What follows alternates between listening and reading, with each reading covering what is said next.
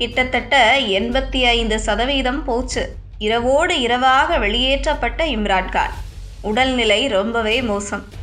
பாகிஸ்தான் நாட்டின் முன்னாள் பிரதமர் இம்ரான்கான் சிறையில் அடைக்கப்பட்டுள்ள நிலையில் அவரது உடல்நிலை மிக மோசமாக இருப்பதாக தொடர்ந்து தகவல்கள் வெளியாகி வந்தன. இதற்கிடையே இரவோடு இரவாக அவர் சிறையிலிருந்து வெளியே அழைத்துச் செல்லப்பட்டதாக தகவல் வெளியாகியுள்ளது. இதுகுறித்து நாம் விரிவாக பார்க்கலாம். பாகிஸ்தான் நாட்டின் மாஜி பிரதமர் இம்ரான்கான் இப்போது சிறையில் அடைக்கப்பட்டுள்ளது. ஊழல் வழக்கு ஒன்றில் அவருக்கு 17 ஆண்டுகள் சிறை தண்டனை விதிக்கப்பட்டுள்ளது.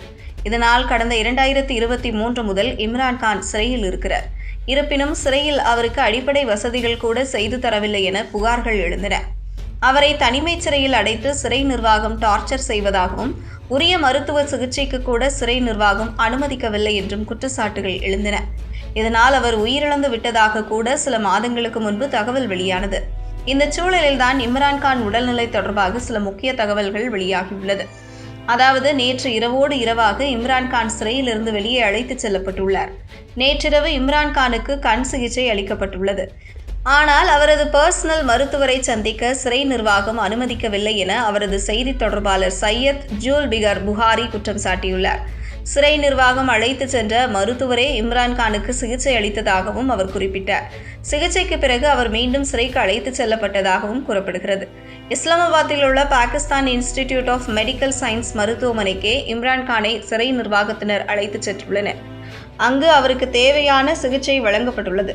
சிகிச்சைக்கு பின் இம்ரான்கான் நிலையாக உள்ளார் என்று மருத்துவமனை அறிக்கை வெளியிட்டது.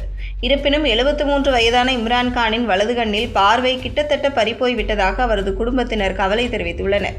இம்ரான்கானை பர்சனல் மருத்துவர் சோதனை செய்ய அனுமதிக்க வேண்டும் என்று அவரது செய்தி தொடர்பாளர் ஜூல்பிகர் புகாரி வலியுறுத்தியுள்ளார். மேலும் அவரது குடும்பத்தினரையும் சிறை நிர்வாகத்தினர் சந்திக்க அனுமதி தரவில்லை என்றும் உடனடியாக குடும்பத்தினர் இம்ரான்கானை சந்திக்க அனுமதி தர வேண்டும் என்றும் சையத் ஜூல்பிகர் புகாரி கூறினார். முன்னதாக கடந்த வாரம் இம்ரான்கானின் உடல்நலம் குறித்து கவலை கொண்ட 12க்கும் மேற்பட்ட சர்வதேச கிரிக்கெட் கேப்டன்கள் அவருக்கு போதுமான மருத்துவ சிகிச்சை வழங்க வேண்டும் என்று பாகிஸ்தான் அரசிடம் கோரிக்கை விடுத்தனர். அதைத் தொடர்ந்து நீதிமன்றமும் இந்த விவகாரத்தில் நடவடிக்கை எடுக்க உத்தரவிட்டது. சர்வதேச அழுத்தமும் நீதித்துறை பிரஷரும் வந்ததாலேயே இப்போது அவருக்கு சிகிச்சை அளிக்கப்பட்டுள்ளது. 2018 முதல் 2022 வரை பாகிஸ்தானின் பிரதமராக இருந்தவர் இம்ரான்கான். அப்போது பாகிஸ்தான் இராணுவத்திற்கும் அவருக்கும் மோதல் போக்கு ஏற்பட்டது. திடீரென கூட்டணி கட்சிகளும் தங்கள் ஆதரவை விலக்கிக் கொள்ளவே நம்பிக்கையில்லா வாக்கெடுப்பு மூலம் பதவியில் இருந்து நீக்கப்பட்டார். அதன் பிறகு பல ஊழல் மற்றும் பிற சட்ட வழக்குகளை அவர் எதிர்கொண்டுள்ளார்.